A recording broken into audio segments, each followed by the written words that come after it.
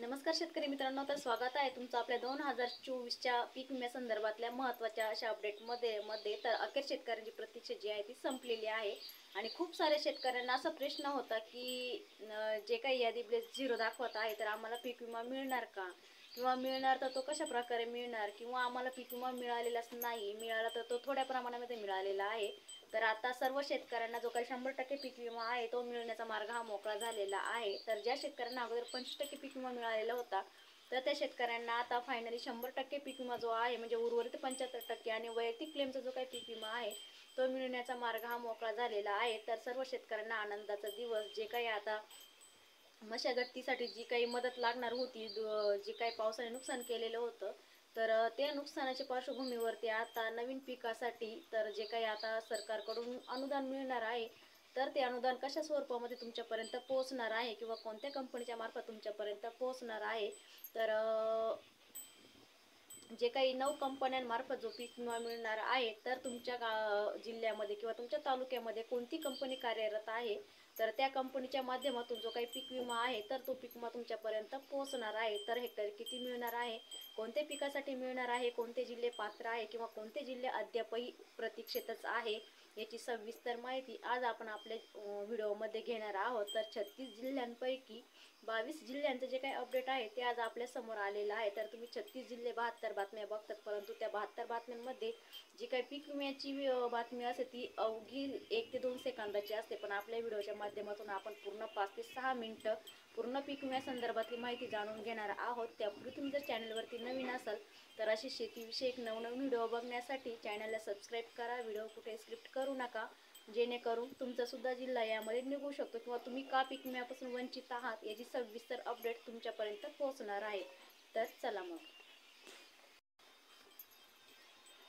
तर शेतकरी मित्रांनो, ह्या वर्षी 6 मे पासून पाऊस चालू झालेला आहे आणि तोही मोठ्या प्रमाणावरती चालू झालेला आहे आणि याच पावसाच्या पार्श्वभूमीवरती शेतकऱ्यांचं मोठ्या प्रमाणावरती नुकसान झालेलं आहे.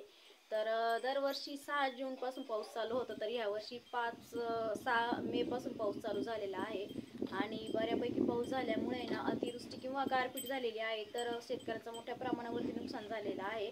तर या नुकसान भरपाईची जी काही मंजूर झालेली आहे तर ती नुकसान भरपाई आहे ती कोणत्या पिकासाठी मंजूर झालेली आहे, तर त्यामध्ये सर्वात जास्त जे काही नुकसान झालेलं आहे ते फळबागाचं किंवा भाजीपाल्याचं झालेलं आहे. तर त्यामध्ये प्रमुख पिकापैकी यामध्ये जे काही पिकं असले आपली गहू, बाजरी, ज्वारी, किंवा मग द्राक्ष बाग असेल किंवा फळबागा असेल, तर यामध्ये प्रमुख पिकांपैकी एक आहे. तर यामध्ये प्रधानमंत्री विमा फसल योजनेअंतर्गत सोयाबीन पिकासाठी हा जो काही पीक विमा आहे तो मिळण्याचा मार्ग हा मोकळा झालेला आहे आणि त्यामुळे राज्य सरकारच्या माध्यमातून तातडीने पीक विमा कंपन्यांना आदेश देऊन पात्र शेतकऱ्यांना पीक विम्याची जी काही रक्कम आहे ती वितरित करण्यात आलेली आहे. तर त्यानंतर तुम्ही पाहू शकता की बीड जिल्ह्यामध्ये 35 कोटी रुपयांचा जो काही पीक विमा आहे तो काढण्यात आलेला होता. त्यामध्ये 26,500 हेक्टर सोयाबीन पिकांसाठी मंजुरी देखील देण्यात आलेली होती आणि याच पीक विमाधारक शेतकऱ्यांना आगाऊ विम्याची जी काही रक्कम आहे ती आजपासून वितरित होण्याचा मार्ग हा मोकळा झालेला आहे. तर आजपासून तर येत्या 2 ते 3 दिवसामध्ये जी काही राहिलेली उर्वरित पीक विम्याची रक्कम आहे ती सर्व शेतकऱ्यांच्या खात्यावरती वितरित केली जाणार आहे. तर असे आदेश देखील राज्य सरकारच्या माध्यमातून आणि केंद्र सरकारच्या माध्यमातून देण्यात आलेले आहे. तर त्यानंतर उस्मानाबाद असेल तर उस्मानाबाद जिल्ह्यामध्ये सुद्धा उस्मानाबाद, परभणी, त्याचबरोबर जाम, उंठा, बडेगाव, टाकळी, इंगळी, परभणी, त्याचबरोबर हातगाव, कासमपुरी, सावनी, हे जे काही ग्रामीण व शहरी भागांसह जिल्ह्याभरातील 36 विभागांमध्ये सोयाबीन पिकासाठी आगाऊ जो काही पीक विमा आहे तो मंजूर करण्यात आलेला आहे. तर ही रक्कम जी आहे ती लवकरात लवकर शेतकऱ्यांच्या खात्यावरती वितरित केली जाणार आहे. त्यानंतर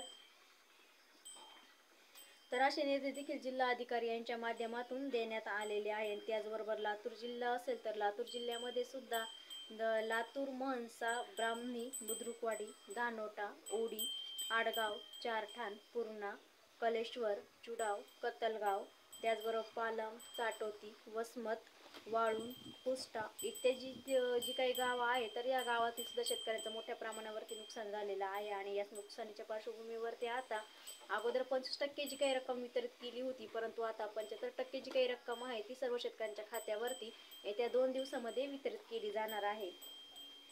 तर त्यानंतर देऊळगाव असेल, इटखेड असेल, चिखलठाणा, नाटेगाव, मानवत, कोहुळी, तापोळी, त्याचबरोबर खुर्द, दाभोळगाव, गंगाखेड, त्याच्यानंतर महतपुरी, मातनी, तामसगाव, त्यानंतर पिंपळदरी असेल, त्याचबरोबर सोनपेठ असेल, आवळगाव, सेलगाव, वडगाव.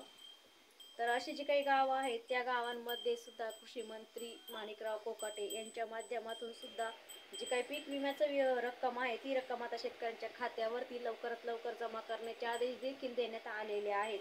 त्यानंतर राज्य सरकारने आणि केंद्र सरकारने व्यापक पीक विमा संरक्षणासह जी काही संपूर्ण राज्यभरामध्ये अतिवृष्टी अनुदान जाहीर केलेलं आहे. तर त्यामध्ये तर असे जे काही ग्रस्त शेतकरी आहेत तर त्यांचे नुकसान भरपाई देण्याची देखील विनंती केलेली आहे. तर यामध्ये जे काही अतिवृष्टीचे जिल्हे होते तर असे 22 जिल्ह्यांचा अपडेट आपण बघितलेला आहे.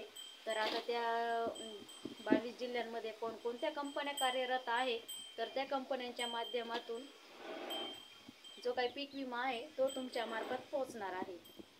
तर शेतकरी मित्रांनो, यामध्ये आपली SBI जनरल इन्शुरन्स कंपनी असेल तर या कंपनीच्या माध्यमातून सुद्धा लातूर जिल्ह्यातील शेतकऱ्यांच्या खात्यावरती हे अनुदान वितरित केलं जाणार आहे. त्यानंतर HDFC Ergo general insurance company, तर या कंपनी सुद्धा जिथं कार्यरत आहे तर त्या कंपनीच्या माध्यमातून सुद्धा जो काही पीक विमा आहे तो त्या जिल्ह्यांमध्ये वितरित केला जाणार आहे. त्यानंतर तर ही जी कंपनी आहे तर या कंपनीमध्ये वाशिम असेल, बुलढाणा असेल, सांगली असेल, नंदुरबार, बीड आणि जे काही जिल्हे असतील तर त्या जिल्ह्यामध्ये ही जी कंपनी कार्यरत आहे. तर या कंपनीच्या माध्यमातून तेथील शेतकऱ्यांच्या खात्यावरती तो पीक विमा वितरित केला जाणार आहे. त्यानंतर ICI जनरल इन्शुरन्स कंपनी, तर या कंपनीच्या माध्यमातून सुद्धा परभणी असेल, वर्धा असेल, नागपूर असेल, त्याचबरोबर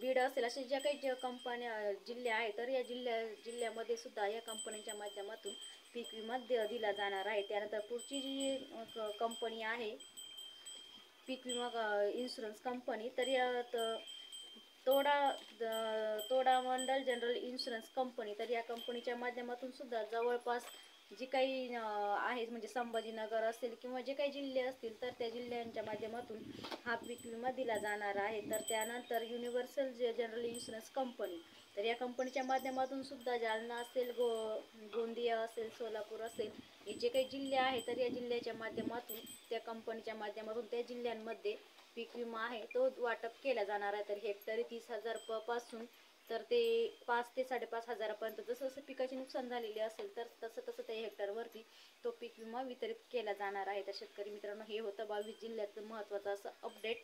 तर हेक्टर किती मिळणार आहे, कोणत्या जिल्ह्यांमध्ये वितरित केला जाणार आहे किंवा कोणत्या कंपनीच्या मार्फत मिळणार आहे याची सविस्तर माहिती आपण पूर्ण आपल्या व्हिडिओच्या माध्यमातून घेतलेली आहे. व्हिडिओ आवडला तर नक्कीच लाईक शेअर करा, नवीन असेल तर चॅनलला सबस्क्राईब करा. पुन्हा भेटू अशाच एका नवीन व्हिडिओ सोबत. तोपर्यंत सर्वांना धन्यवाद.